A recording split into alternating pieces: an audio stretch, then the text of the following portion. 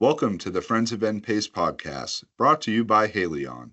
As a leading global consumer healthcare company, Haleon is dedicated to delivering better everyday health with humanity. Known for trusted brands like Advil, Excedrin, and Voltaren, Haleon leverages science, innovation, and human understanding. Haleon is proud to collaborate with NPACE to educate healthcare professionals about our pain portfolio and the latest healthcare information. For more information, visit www.haleonhealthpartners.com.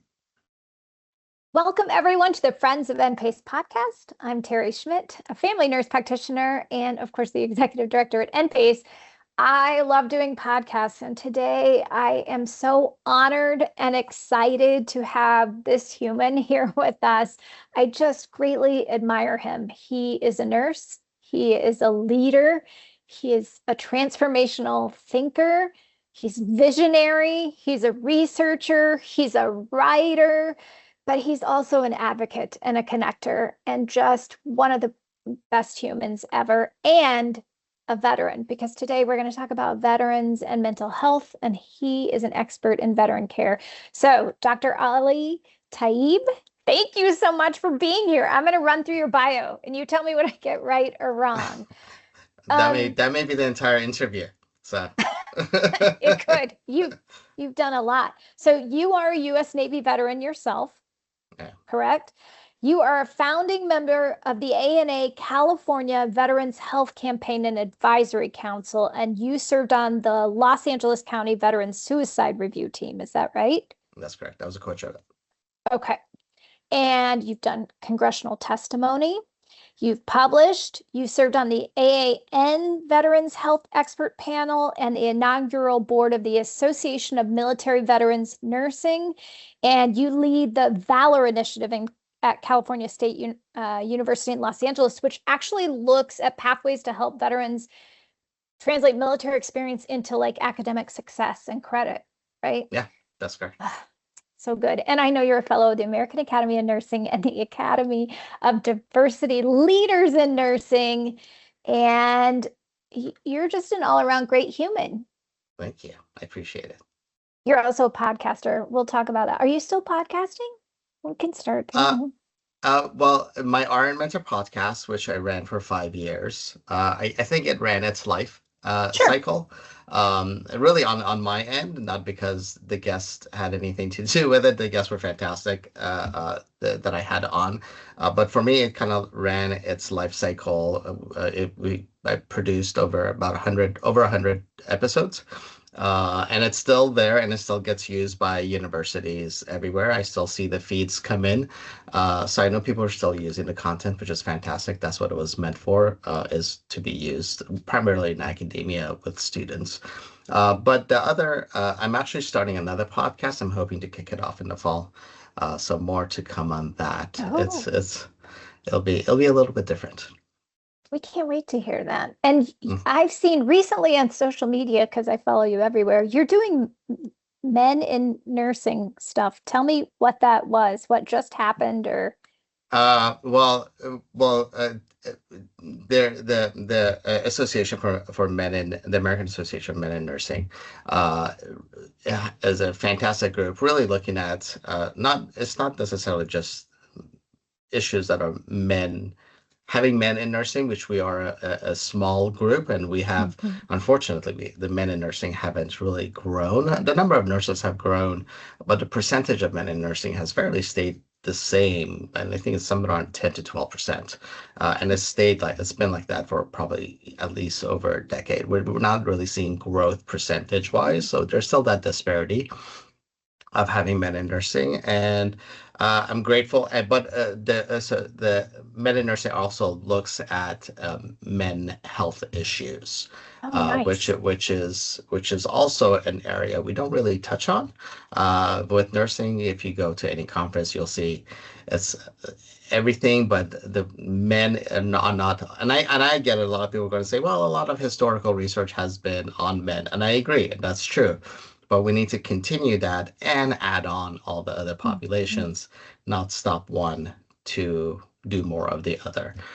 So bringing attention to men's health issues overall, and I'm grateful and thankful that I will be inducted in their inaugural fellowship this coming fall. Congratulations. Thank you. Thank you. you. Do you ever sleep? I know you're writing and presenting and I get at least 4 or 5 hours. Oh, well, we'll talk after this show. Your nurse practitioner will tell you that's not enough. All right. So back to veterans' mental health. And we'll talk our way through this, but I really appreciate your perspective. You always give me food for thought that I just hadn't considered before. As a clinician, I start a shift and I review charts and I just get into the method of listening to them, complaint, care plan, follow up. Like sometimes I'm such on automated mode that I don't consider some of the things I should be considering with specialized populations. So I really appreciate you being here. I want to talk to start with just your military service, where you started and how that kind of informs where you are now and this journey. Yeah, I appreciate that. So my military service. So I have always been interested in the military. I have family members back in Iran that were military connected, and coming to the U.S. in the junior high school, I got connected with a California Cadet Corps, which is a National Guard program that's inside some of the junior high schools that we have here. And I did really well. And it was an opportunity for me, as I was learning English, it was an opportunity to really connect with a community. And I did well over there. In high school, I was in junior ROTC, did well over there. So a natural transition for me was to go into military service because that's really where I felt the most connected. And I did, and I moved, and I became a Navy corpsman straight after high school. I did not do well in high school. I should say that to anybody listening who may not have done well in high school and is looking to do something. There is a future if you don't do well in high school. But I chose to go in the military because that was a natural transition for me. And the first couple of years, and like I mentioned, I became a Navy corpsman, a medic, for those of you who are not familiar with the terminology of a corpsman. And most of my service, I served 10 years. 7 out of my 10 years, I served with the Marine Corps because the Marine Corps doesn't have their own medical personnel. Oh. So they cross-train Navy corpsmen, nurses, physicians, all that stuff. They cross-trained to go serve with the Marine Corps side of the house. So I was stationed with the Naval Medical Center San Diego, part of my what they call shore rotation, which is when you're not at sea or deployable necessarily. And I served with the Naval Medical Center San Diego. That was my first exposure to really be in healthcare. And I served in a medical surgical urology floor, which actually most of our patients at that time, this was the early 90s, happened to be service members or family members of service members that were had HIV/AIDS. So it was that population that I was first very much exposed to, and I'm grateful for that because it's an area where you don't necessarily think military connected, but there was a time where all these medications that we have now and all the things that it's fairly new. Back in the 90s, it was still, once you had an HIV diagnosis, it didn't look great. So I served with that population for about 18 months, and then I transitioned over to the Marine Corps side of the house primarily, and I served with 3rd Marine Division and 1st Marine Division, which is in the Camp Pendleton, in San Diego area, and 3rd Marine Division, which is in Okinawa, Japan. So my duty stations varied. So several years here, several years there, back and forth. So that's the population I served, multiple deployments during the time that I was in. But at some point I got to, and during that time, I did all kinds of stuff. So that may be a whole nother podcast on its own. So I think we should podcast on that on its own. So you transitioned out of the military into nursing, or did you go into nursing school while you were? No, I transitioned out of the military and went back to school. Okay. Yeah. So, and that's, I'm going to give my mom props for that. I was getting near my 10-year mark, and my mom's like, don't you think you should go back to school? Don't you think you should go back to school? And then eventually I thought about it. And by that time I had gotten to a rank and position where I wasn't doing all the cool stuff anymore. I was doing a lot of administrative work. My last duty station was actually, I was aide to the command master chief and the commanding general for 3rd Marine Division. Yeah, my job was pretty much had become very administrative. It was, it was a good place to be. It had a future, but I wasn't doing all the stuff I really wanted to do in the military. So, and the 10-year mark, for those who aren't familiar with military life, the 10-year mark is kind of when you decide if you're going to stay in or leave. Primarily because if you go past 10 years, you do another 10 and you retire. If you leave at the 10-year mark, then you've done 10 years and you still have you can go into another career field or so. So yeah, so that's what happened. I left the military and I went straight. Actually, I registered for a community college right by my mom's house when I was overseas. A shout out to Mama Tai for yeah. And not only did you go back to school, you went all the way. Public health nursing, PhD, all the things. Yeah, and nothing. Nobody would have expected that. I mean, given my high school history, the people who knew me and the family were like, "Are you sure you want to get out?" Because but yeah, I did get out, and I did well. Because one of the things the military service does is really refocuses you. It allows you to learn how to focus on things and become like mission. We call it mission focused. Some people do. I don't know if everybody does. We become mission focused. So we have a goal in mind, and we just do whatever we need to get to that goal. To get the mission completed. I love that. So I'm going to transition us and dive right in. Why does veterans' mental health mean something? Why is it important to you personally? Yeah. So I'm going to share. I have been transparent about this for forever. So I have PTSD from my military service. And despite what many people would think, oh, he must have gone to war or something. No, he has PTSD. That's not the case. My PTSD is I did a search and recovery of a Korean airliner that crashed in Guam in 97.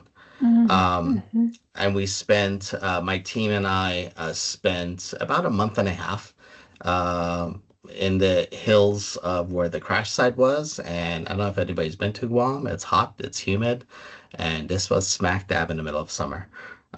So not the most pleasant. And imagine being in that environment, biohazardous suits, and you're knee deep in mud and hydraulic fluid and airplane fluids everywhere, looking for people, right, that didn't survive the crash. So it was quite traumatic to go through that process. But while you're going through the process, it's part of the work. You don't think of it as being traumatic for you.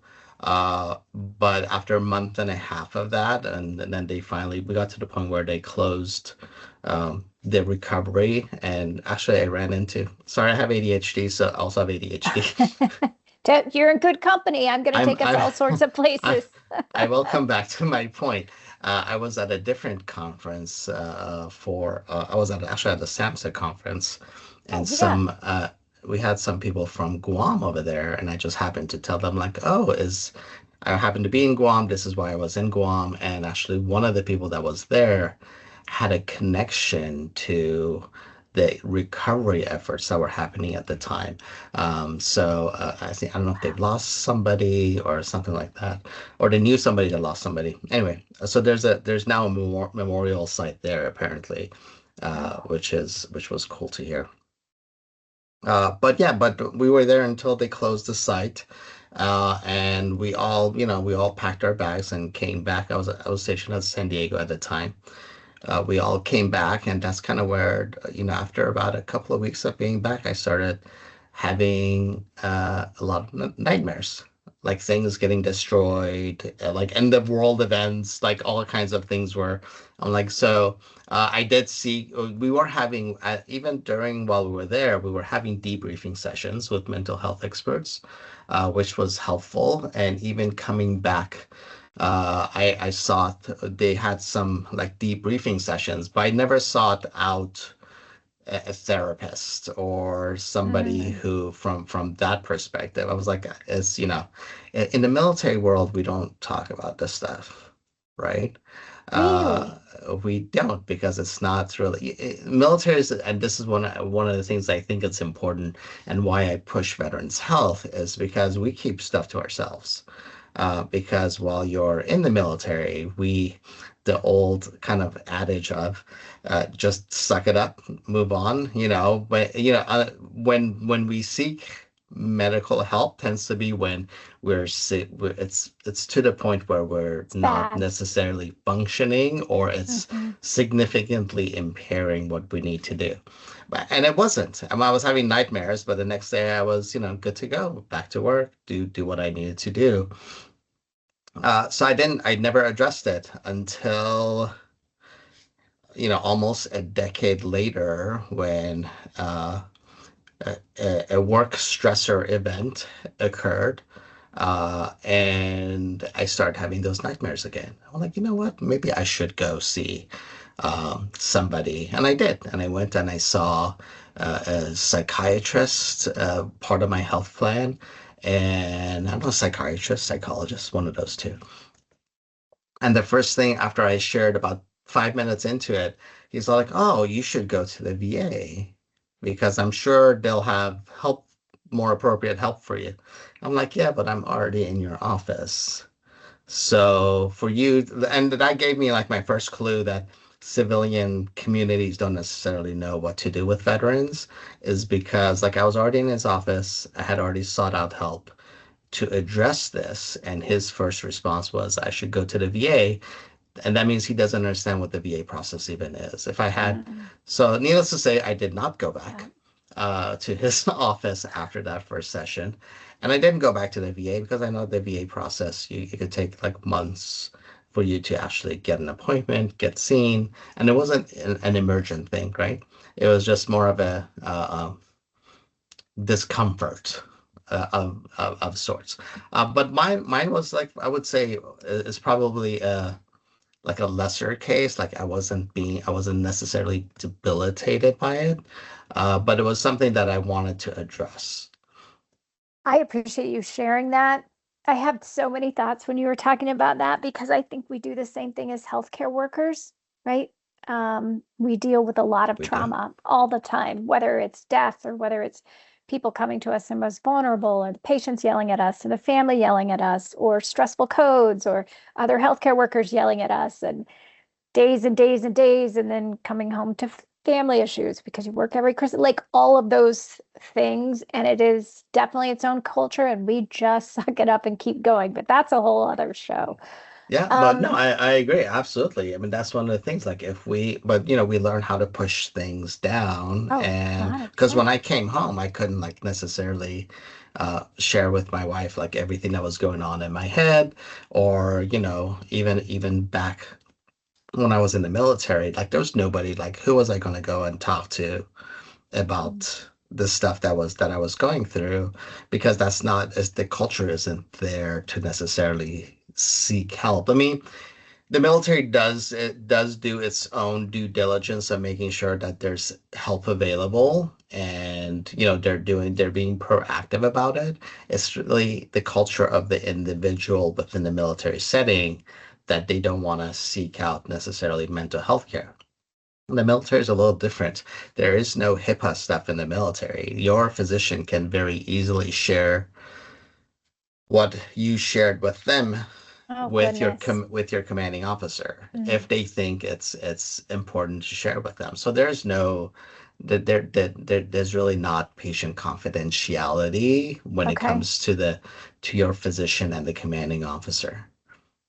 All right. Because I didn't know that. you have to be Right. mission ready, right? So if they think the mission's going to be compromised by your status, then they're going to share those things It's their with duty to your share. Sure. yeah. So for that reason, that HIPAA stuff kind of goes out the window. So transition, I want to start there, transitioning home, because that's kind of what that whole story, like you were there and you came home and dealt with that. Why is transitioning out of the military or home so challenging? Like we think of it as this happy ending and the hard part's done, and it's not. So can you shed some light on that? Yeah. So going into the military, you are enculturated, right? So starting from even before boot camp, if your recruiter is doing their job, you're starting to transition into military life before you even enter into the military. Okay. So just some interactions, some activities they have you do, some preparation they have you do, all that stuff is transitioning you for boot camp. And then when you get to boot camp, it's 24/7 for X number of weeks. It's like depending on which service you're in, the number of weeks, but it's about 2 to 3 months Okay. of 24/7 enculturation. For men, Hmm. shave off their hair. For women, making sure it's short. So that whole physical transition, all your civilian clothes get taken away, and you're put into uniform 24/7. They are feeding you the military lifestyle, what you should do, how Sure. you speak, how your mannerisms, everything. You're stripped of your identity and given a new one, right? Yeah. Um, so you're enculturated into military, and for the remainder of your time in the military, that behavior is so if you as long as you are acting the part of being in the military, you are rewarded, right? You do what you're supposed to do, you show up how you're supposed to show up, Sure. your uniform is immaculate. You do what, just like civilian world. If you do what you're supposed to do, and you're rewarded, right? So very much a reward and punishment kind of a environment. If you don't, you get in trouble. Um, so that enculturation continues, and it gets rewarded all the way to the point where you decide you're going to leave the military, and then you leave the military. The transition out of the military isn't a 2 or 3 month process. It's usually max about a week. You get a week Oh, of transitioning out of the military. You're sent to usually it's another base on, like where they do transitions out of the military, they do your paperwork, you do your physical, all that good stuff. You get a couple of days of this is how you write a resume, and this is how you blah, blah, blah, all this stuff. Meanwhile, you have spent at least for probably about around 4 years of you have enculturated, they've told you where to eat, where to sleep, what to wear. Plus you have this close-knit community. Like I could leave one duty station and go to a completely different place, not know anyone, but I can guarantee you that night, my first night in the new place, I'm hanging around with a bunch of guys, having dinner, blah blah blah, because that's just the culture of the military. They pull you in and they automatically. So there's this like sort of brotherhood and sisterhood that happens within the okay. military, which does not exist anywhere in the civilian community, Okay. right? Interesting. So So that identity and community gone in one Yes, week. in a matter of a week. So and you step off the base, and then you're no longer in the military. So that community you were connected to is gone. The individuals you were with are gone. They're not gone. I mean, nowadays you can call and email. Back when I was in, email was fairly new. And you didn't really keep in touch with people. People moved around. So very difficult. I think, maybe 3 friends that I still keep in touch with. And I think that's all I probably have contact with. Social media helped a little bit with that, brought a lot of us back together, but we're still scattered around the US. So it's not like we're hanging out together. So this isolation happens because now you're not part of the community that you were part of that was ingrained almost into your DNA. You're now part of the civilian community that you don't necessarily belong to because your friends back from high school or college, all that, everybody's kind of moved on. They have their own lives, they have their own circles. And now you're in your mid 20s, late 20s, early 30s, late 30s, and so on, depending on when you got out. Now you have to build a brand new community. And as adults, it's more difficult to build that community than when you're younger, right? Because you don't. So now you have to go back. So for me, when I left the military, it took me about 4 days to get out of the military. I moved back home with my mom because I didn't have a place to stay. I didn't have that much money because I don't know if people know, military doesn't pay very well. No, does not. If you retire, you have retirement. But if you've done 10 years, you just, for me, like people who don't do like a full, like if they don't 20 or 30 years, there's no retirement for you. So you have to find a job. And then how do you translate the job that you did? I left the work that I was the aide to the command master chief and the commanding general for 3rd Marine Division. I went from that to trying to get a job in a sporting goods store, right? So huge transition, being responsible for a lot of things and a lot of people down to like almost nothing, right? So making that mental, you have certain rank, you have certain prestige, that kind of all goes away when you transition into the civilian community. So that whole identity disappears. So, and that's the most difficult thing, is that identity piece, but then also the purpose is gone. We all have purpose when we serve in the military. And then when we leave the military, we're not connected to that piece anymore. The purpose is gone. So you lost identity, you lost purpose. And now you're in a community that doesn't necessarily understand you or that doesn't always accept you. So you have to transition and learn how to speak a whole new language. 6 months before I left the military, I had to learn to how to stop saying bad words, right? Because part of the language of the military is we cuss a lot. We use very colorful language, and as part of the culture. That's what we do, especially in the enlisted ranks. And I think everybody should kind of realize this piece is the culture of enlisted and officers of the military are different. Okay. Same experiences in the military, but different cultures within the military, and different officers are definitely more refined in the military than the enlisted people. And as you get higher in rank, you get more refined, but you're still an enlisted person, and it's a much more colorful world. Being enlisted and you don't have all the perks, and the living standards aren't as nice. Yes. So there is all those components.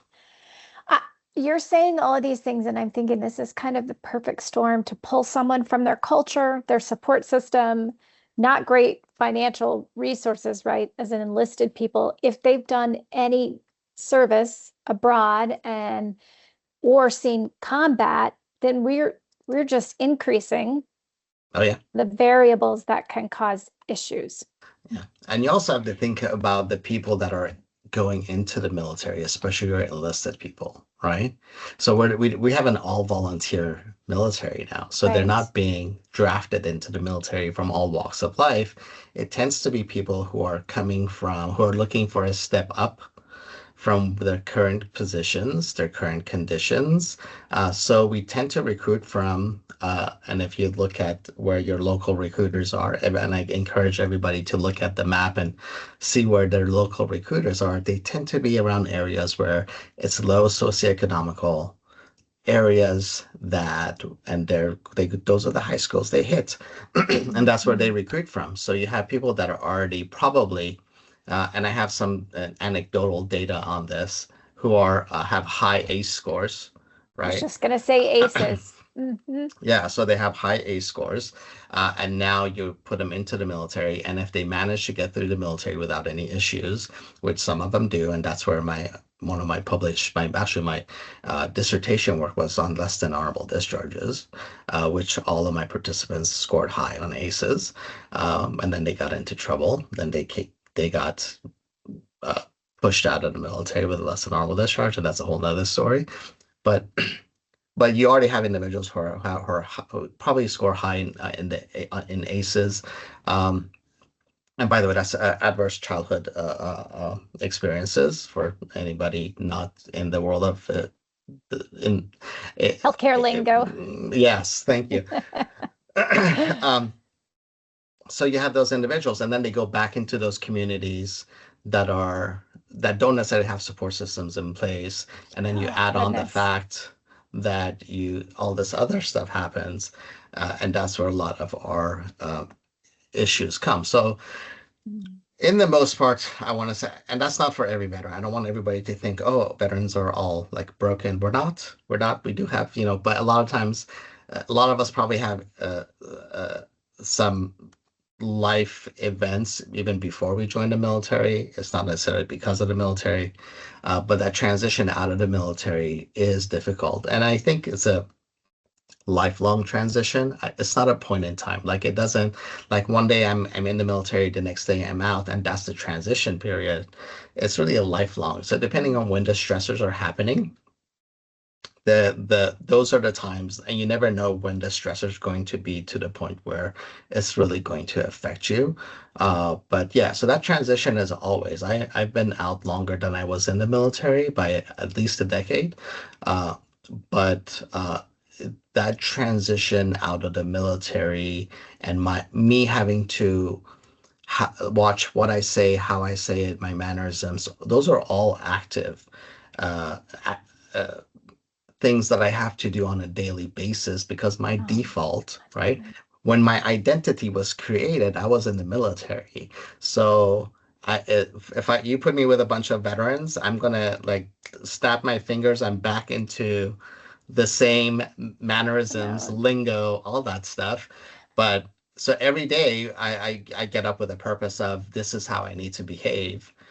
This is how I need to speak. This is how I need my mannerisms to be accepted into the community that I'm now living in. So an additional effort and stress continuously. Yeah, if you think about the age of recruits, right, that frontal lobe, especially for males, they're a couple years behind it. So all of that is forming at the same time. Yeah, and I think that's a huge thing. I mean, I think from the officer's perspective, they have a little bit of an advantage when they transition out of the military, especially if they went to college first and then they joined the military, right? Yes. Not while they were in military service, because they had that experience of like at least up until their early 20s to know what it's like to transition, to be in the civilian community, how to be more independent.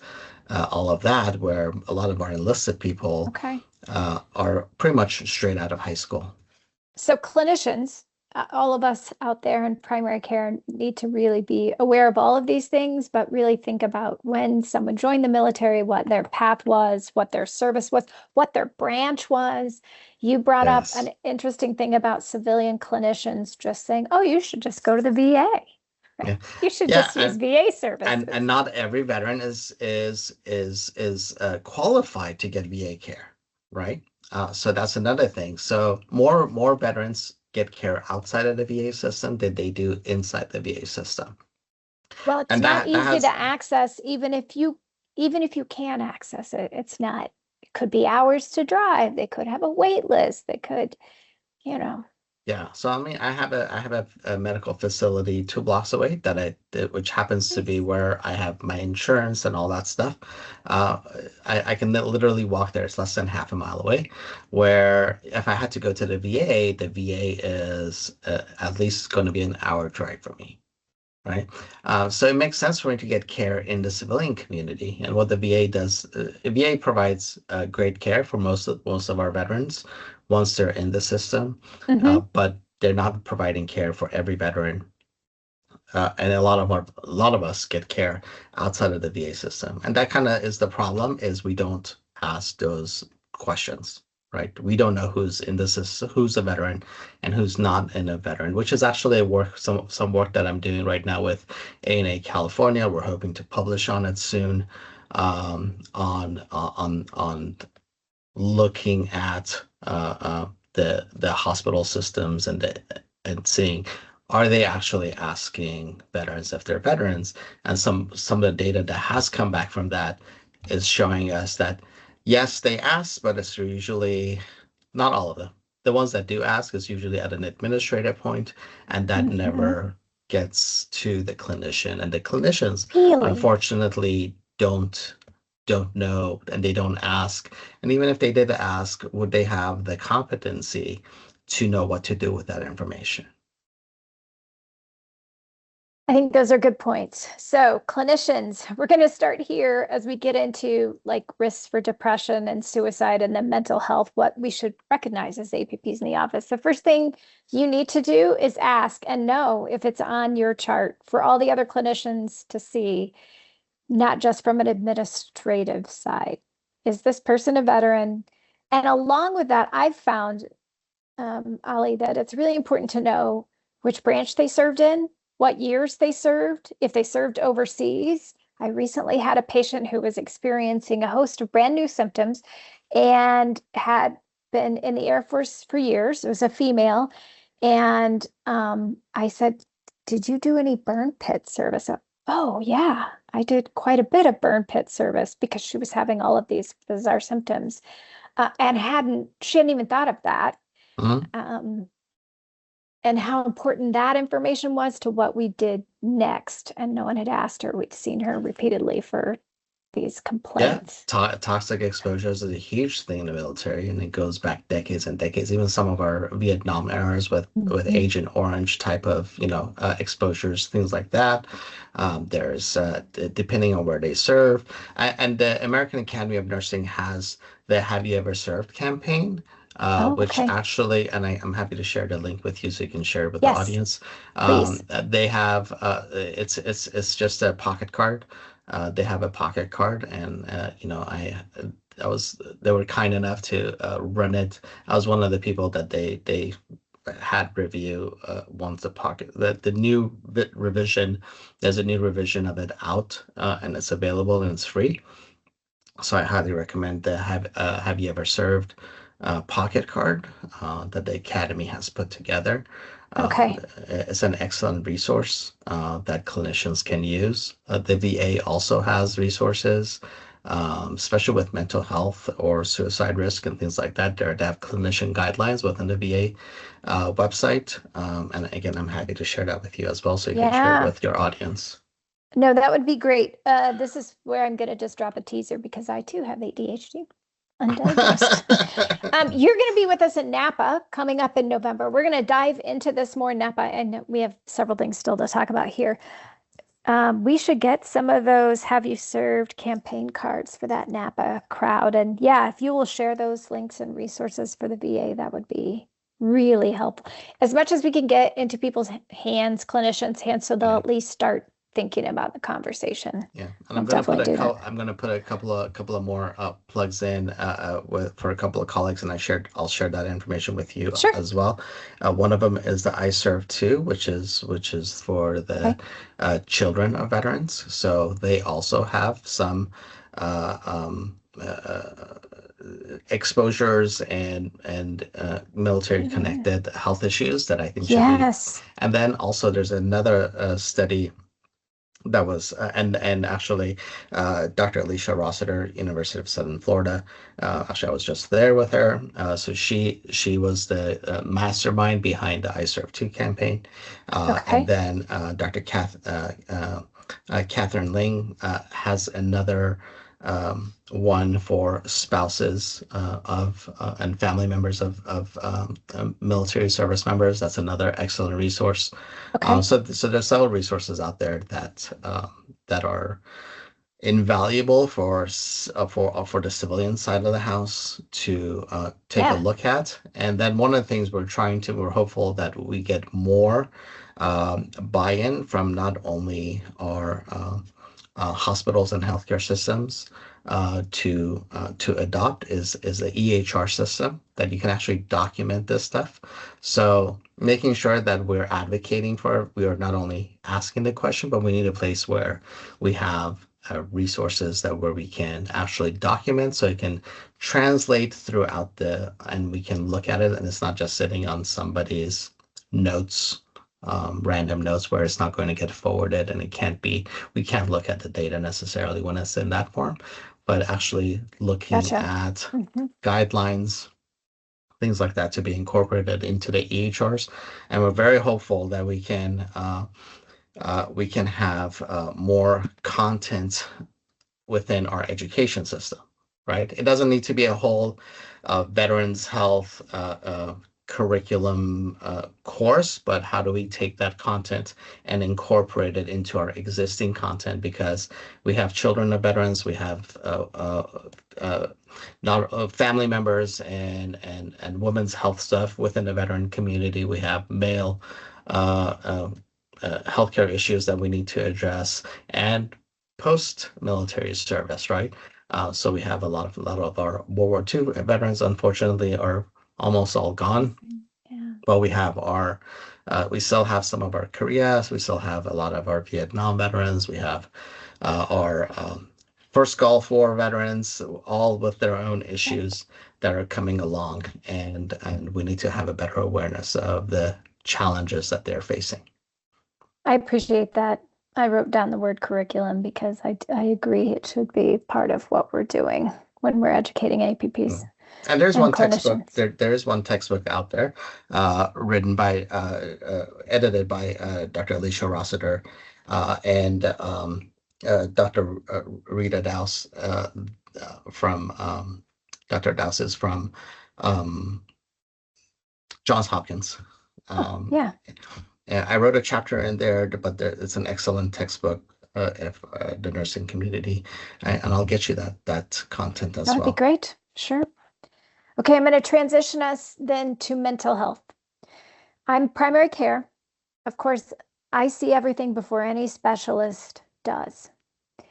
And you already noted that many times, because the culture is, I don't talk about it, we just continue. I've been through transition, which is ongoing throughout my life and difficult. They're going to show up when they're non-functioning. I'm going to see them before the mental health specialist does. Yes. What kind of warning signs should I be looking for? What should even just be a ding, ding, ding if I've asked the question about service in my mind when I see these patients for primary care visits, an eye infection, a wellness exam, whatever. Yeah, for a mental health perspective, something that VA does really well, and this is something from a suicide prevention or suicide data, I should say, on veterans, and for people who haven't heard about this for whatever reason, veterans have the highest suicide rates out of any other population, unfortunately. But where we see that there's some solid data is the data of our veterans that are within the VA system versus the veterans that are not in the VA system.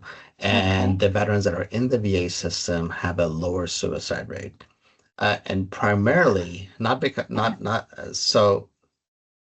or I shouldn't say not just suicide rate, but death by suicide. And primary reason behind that, we believe, is because the VA does a really good job that on every visit, regardless of why you're there, they ask the questions related to suicide. And there's a clinical practice guideline that, again, I can share that with you as well. Yes. That the VA actually has a toolkit that you can pull in as a civilian provider. And well, I will tell you what you need. It'll have information for the veteran if you want to give something to the veteran, a resource for the veteran that they can use, but really asking the appropriate questions about suicide, right? Is it anonymous? Not anonymous, but is it a questionnaire pad? Does the clinician ask, where are we going to get the best response, maybe in it's screening for suicide? So it's just a suicide screening tool, is what it is, and you can use it however you like. So you're not reporting it anywhere, but it tells you that it's an assessment tool. It's an assessment tool, and it gives you resources on what you can do based on your assessment. We do them with all well exams and we do them with all mental health and all sleep issue exams across the board, but we haven't been doing them every visit. So Yeah, every visit, every veteran. every visit, every veteran, regardless of why they're there. And while I was at, I happened to be co-chairing the LA County uh, Veteran Suicide Review Team. And one of the things I can say based on some of the trends that we had, not I wouldn't want to call them trends, some of the things that we did see, not just in LA County, but some of the data that other counties and states across the nation have reported are usually that individual has seen a healthcare provider within the past about 30, 45 days. Some of the cases are for example, they went to see their physician. They got a less than ideal diagnosis where there was an end in sight, or they were going to have great disability, those kinds of things, and within days they ended their own lives. So those are the things that, like, you go to, let's say, an oncology appointment and you don't get great news. But if you're not asking the question, if you're not doing that suicide screening, or if you're not doing those things or following up with the individual after, but something we don't normally do with everybody, but with veterans, we need to do it because, number one method of veterans taking their own lives is with a handgun, or with a gun, I should say, period. Firearms. Firearms, thank you. But that's one of the things that we need to have more awareness of. And it's not only the fact that we have access to them, we also know how to use them, right? So it's not effectively. Yeah. effectively. So those are the things. And one of the things I want to make sure that we put out there, we have veterans with PTSD, TBI, all kinds of things, but things like PTSD don't make veterans, and I know it's like a sort of almost a little bit of fear mongering in the civilian community that if you have PTSD, and that's one of the things that actually I faced myself is I had to go on medication at one point because of my PTSD, and the institution I was working with like put me on administrative leave because somebody mentioned that I was on medication. So they were afraid the fact that I was a veteran and I was on mental health medication because of my PTSD, I was put on administrative leave. And I'm not the type to like go and sue people for being ignorant about the mental health issues. But those are the things that I want people to be aware of. Just because veterans have PTSD, or they may be diagnosed with PTSD, diagnosed or undiagnosed PTSD, a lot of us are undiagnosed, have undiagnosed PTSD. Just because they doesn't mean they're homicidal for some reason, right? That's what really gets on the news, like, oh, veteran with blah blah blah shot up something. That's because it makes it on the news, and they don't talk about all the other stuff that may have been going on, and those mental health issues may have existed prior to their military service, and probably did exist prior to their military service. So what makes news is like if you put an Army or a Navy or a Marine Corps veteran in front of it makes better news, right? So just PTSD doesn't make people homicidal. More than likely it makes them suicidal, right? So it's that suicide piece that we really want to Yes. emphasize. So that's part of why we're having you here. Clinicians are helpers, right? We're here, we stay because we want to, and veterans are such a valued community because of volunteer service. And we don't want to get this wrong. So we can do better. We can screen for suicide every visit. That's an easy ask. We can document or ask our employers to upgrade EMRs. Like we can advocate for those things. Absolutely. And understand how many of us in healthcare are walking around with undiagnosed PTSD. Right. We know we are not homicidal. So yeah, not being ignorant of that. or the VA system are getting that. I mean, civilian healthcare is where people are going to interact, Yeah. where most of the country does. I did want to circle back to, we talked about transition out of the military. Is that a particular time? We've talked about suicide and terminal diagnosis or poor diagnosis or disability being a risk factor for a pop up in suicide risk. Is transition out of the military also a Huge. time that we should be okay? Yeah, huge. Within the first year or two of transitioning out of the military. Wow, okay. Because that's the biggest change for the individual, and whether they're going to thrive during that first or second year, within that first couple of years, is going to make a huge difference. Which is one of the reasons I pushed a Valor program with Cal State LA, and moving forward with that. It's quite an undertaking to do something like that as a university, but we want to make sure and creating a holistic model to do that, where you're supporting the veteran transitioning into higher education, making sure they are well supported while they are in the system, and then helping them transition into the workforce with purpose. And a lot of veterans get into work that is purposeful.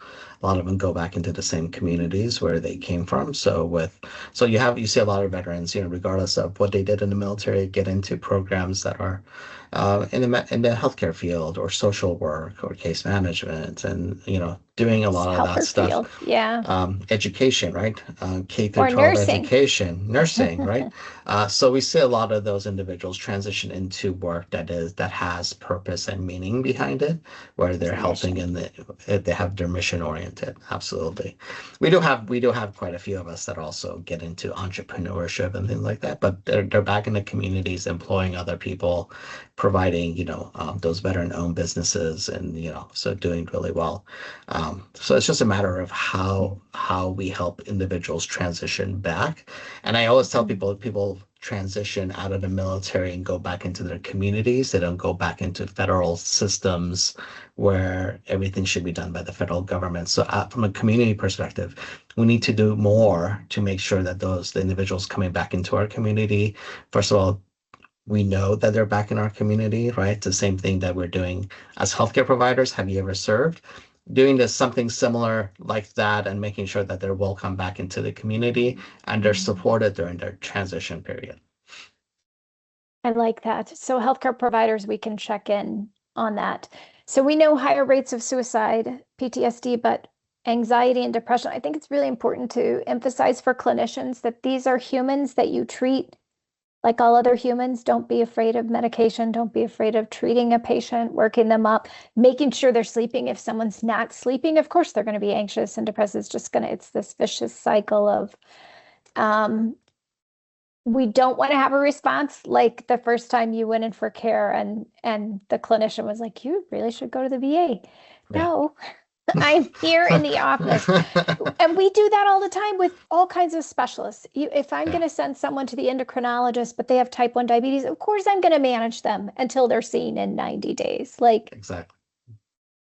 Not doing can be just as detrimental. And I get it. And some people, well, it's more work. Yeah, I completely get it. It is more work, but it's the right thing to do for the population that we are working with. So it's the right thing to do. It's from a healthcare provider, it's what we need to do, right? We need to appropriately assess those individuals. We need to appropriately make sure that they're being provided with the right resources, the right care. And if there is a component that they need to transition into a VA type of system, then we need to manage them until they are, as you mentioned, they are in that system. And again, I want to emphasize, most veterans are not getting their care in the VA system, and many of our veterans, at least a couple of million out there, that are not even eligible to receive VA healthcare. And that's one of the things, actually, I was grateful when the VA, and part of my congressional testimony and things like that, is what the VA did. They did a 90-day evaluation period for individuals who had, other than an OTH and other than honorable discharge, but they were they do a 90-day evaluation for mental health purposes and things like that. Good. But if they see it's not military connected or something like that, they may hit that 90 days and fall off the system again. So they're back in the civilian community. So we need to make sure, again, the VA can't see every single veteran. That's just the reality of the world. And we need to do it. And the veterans are already in our health system. So we just need to do our due diligence to make sure we identify them. If they want to be identified, that's another issue. Women veterans identify less as veterans than male veterans. Really? Any insight into why that is? Sometimes it's because of their experiences in the military. Military sexual trauma is huge. And unfortunately within the military world, and I don't want to. It's not just a woman thing. Also, male veterans or male service members have been victims of military sexual trauma.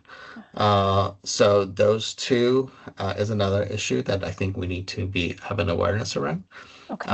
So that's one of the things. Plus, somebody especially with a woman veteran,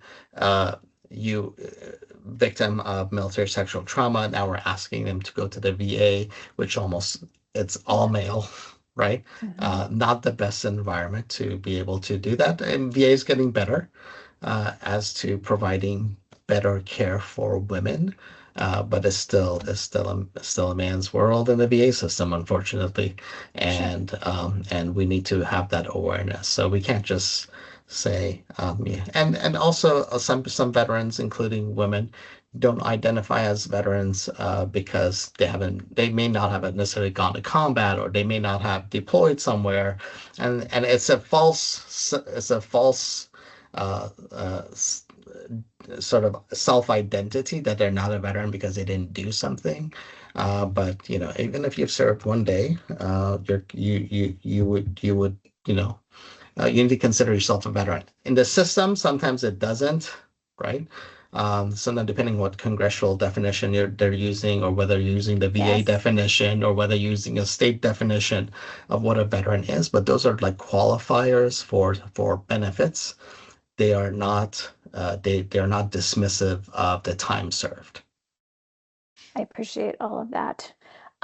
One last thing, if you can give me tips before you go, and then we'll have you tell us where the audience can find you, because we've touched on everything. Suicide risk obviously being the biggest during certain time periods and transition, but then PTSD, anxiety, depression, sexual trauma, identifying who our veterans are and screening appropriately. But what are a few things that I can do as a clinician to set the entire tone with any patient, but particularly my veteran patients, to build trust and support?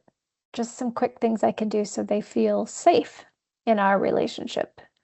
Yeah, I think I only have one tip to from a clinician perspective is having and I hate the word being culturally competent. I don't think I'm barely competent in my own culture, let alone anybody else's culture.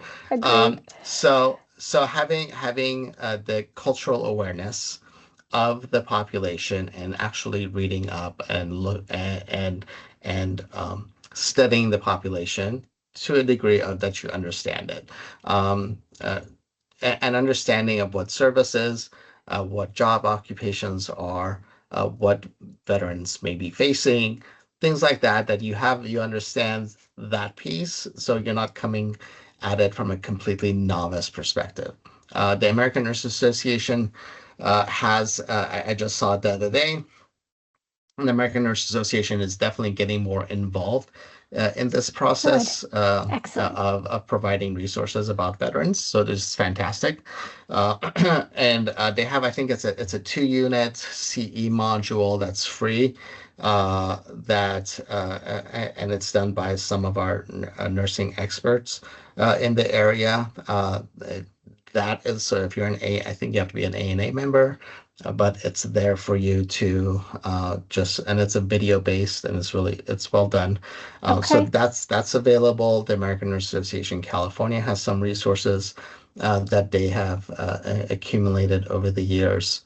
They've been working with me, and they've been a fantastic partner. There is a new organization just around the corner that is coming, which is the American Association of Military Veteran Nursing. So that Nice. is going to be, they should have they already have a website, but I don't think they're open for membership yet. Hopefully soon, membership will be up for that if anybody's interested. And it's open to anybody interested in the population and working with the population. Okay. So they are coming out with the scope and standards of practice for working with military and veterans and their families. And they will Yes. at some point come out with competencies, and they will probably in a few years come out with a national board certification around it. So exciting work for them. That will be happening. So yeah, just being able to, and then the VA has a bunch of resources for civilian clinicians that see the military veterans. So whether it's toxic exposures, whether it's mental health, whether it's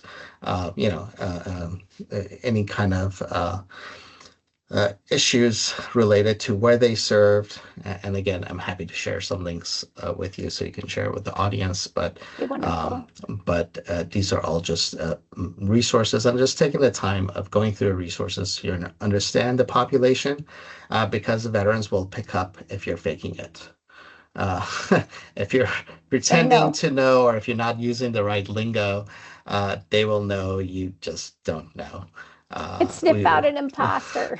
If they think you're an imposter, like a friend of mine, just a quick side note, a friend of mine went to a mental health provider that the VA, a civilian mental health provider, that the VA had referred him to, like a community-based person, and like on their desk was like, Veterans Healthcare for Dummies kind of a book was on, like, in his bookshelf. I love it. Yep. But he was like, well, yeah, but that was like a disqualifier for him, right? So I'm like, okay, gotcha. At the VA, I mean, I need that book. It's funny, but and it might have great content, but it doesn't look.